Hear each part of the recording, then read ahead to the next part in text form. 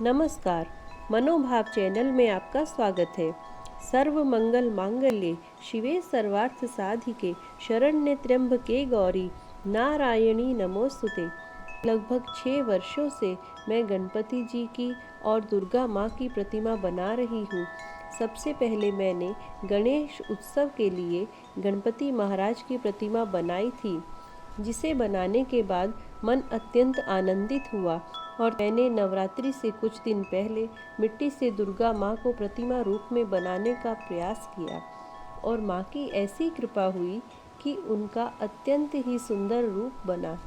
तभी से मैं हर साल गणपति महाराज और दुर्गा माँ की प्रतिमा बना रही हूँ। इस बार भी नवरात्रि के पहले दिन हमने माँ की बनाई प्रतिमा स्थापित की।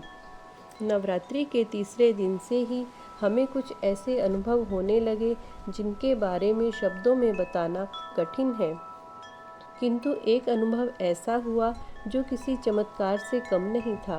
अष्टमी के दिन हमने कन्या पूजन की सारी तैयारियां कर ली और पूजा संपन्न करने के बाद कलश से नारियल उठा लिया। जटा हटाने के बाद जो नारियल निकला, ऐसा विचित्र नारियल अब से पहले इतने वर्षों में हमने कभी नहीं देखा था।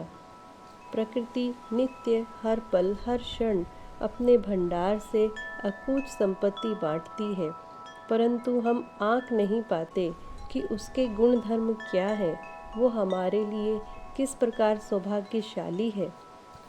इसी प्रकार हम भी ये बात समझने में असमर्थ थे कि इस नारियल का क्या करना चाहिए।